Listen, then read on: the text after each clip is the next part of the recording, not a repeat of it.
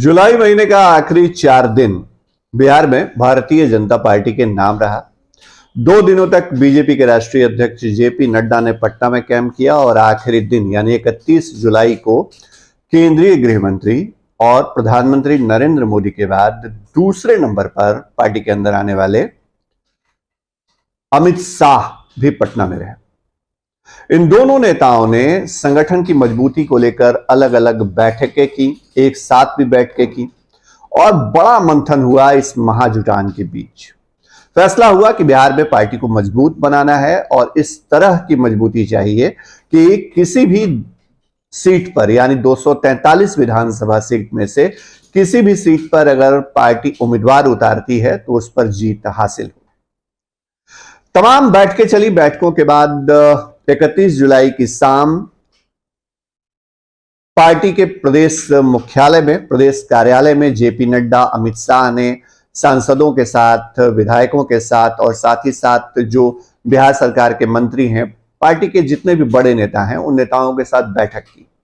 बैठकों का लंबा दौर चला, लेकिन इस दौर के बाद सभी नेताओं को एक एक करके बाहर जाने के लिए कह दिया गया। इसके बाद जेपी नड्डा और अमित शाह ने बिहार में संगठन की जिम्मेदारी निभाने वाले भीखू भाई दलसानिया के साथ अलग से मीटिंग की। इस 1-to-1 मीटिंग में दोनों नेताओं ने भीखू भाई से एक रिपोर्ट मांगी थी। वो रिपोर्ट उन्होंने ली और इसी रिपोर्ट को लेकर बिहार बीजेपी के अंदर इस वक्त हलचल मची हुई है।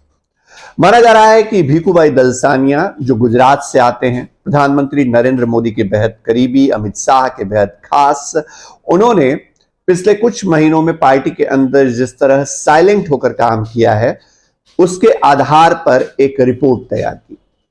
दलसानिया की यह रिपोर्ट बताती है कि दरअसल बिहार में पार्टी का संगठन इतना कमजोर क्यों बना हुआ है। हमारे जो जानकार सूत्र हैं उसके मुताबिक भीखू भाई ने अपनी रिपोर्ट में जेपी नड्डा और अमित शाह को इस बात की जानकारी दी है कि पार्टी फिलहाल कई खेमों में बटी हुई है। पार्टी के अंदर अलग अलग धड़े हैं, अलग अलग खेमे हैं और एक खेमा दूसरे खेमे को डैमेज करने के लिए इंटरनल पॉलिटिक्स कर रहा है और इसका खामियाजा बीजेपी को बिहार में उठाना पड़ रहा है।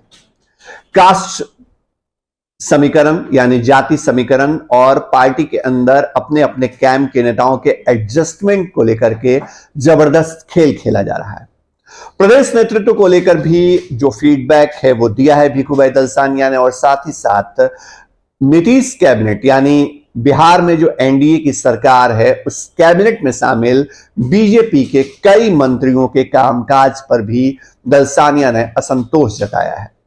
अमित शाह और जेपी नड्डा को सीधे सीधे बताया गया है कि किन मंत्रियों के कामकाज से पार्टी को परेशानी हो रही है, संगठन को परेशानी हो रही है और कहां पर सुधार करने की जरूरत है।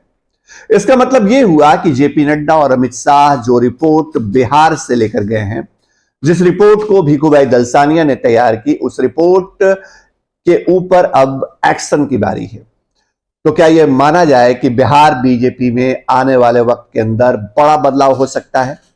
वैसे देखा जाए तो बदलाव होना भी है, क्योंकि बीजेपी के प्रदेश अध्यक्ष डॉक्टर संजय जायसवाल का कार्यकाल इसी महीने खत्म हो रहा है। संजय जायसवाल जो हैं, इनके बाद पार्टी की जिम्मेदारी किनको दी जाएगी, ये अपने आप में एक बड़ा सवाल है।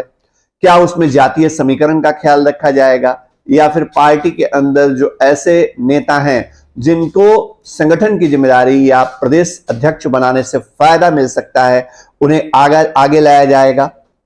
बिहार बीजेपी को लेकर केंद्रीय नेतृत्व के सामने एक सबसे बड़ी समस्या यह भी है कि सुशील कुमार मोदी के बाद अब तक लीडरशिप वाला कोई फेस बीजेपी के पास नहीं है। इस ओर भी क्या बीजेपी का केंद्रीय नेतृत्व काम करेगा, यह भी अपने आप में बड़ा सवाल है।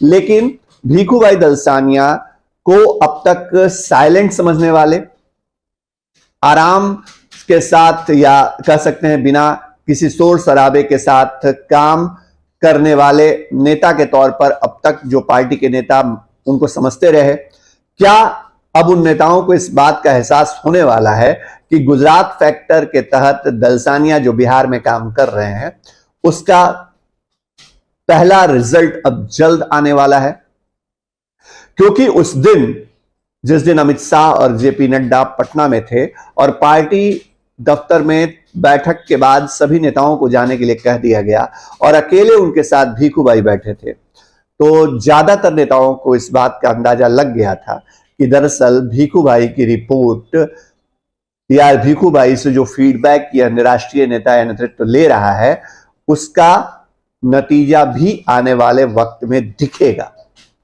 बिहार बीजेपी के अंदर इसे लेकर बड़ी बेचैनी है, बड़ी हलचल है, सबको इंतजार है कि आगे नतीजा क्या निकलने वाला है, रिजल्ट क्या होने वाला है, दलसानिया की रिपोर्ट क्या गुल खिलाएगी, वो खबर भी सबसे पहले आपको बताएंगे। लेकिन बीजेपी के अंदर खाने से जो सबसे अहम खबर थी फिलहाल वो आपको बता रहे थे। हमारी ये खबर आपको कैसी लगी कमेंट बॉक्स में जरूर बताइएगा, आपके कमेंट का हमको इंतजार रहता है। नमस्कार।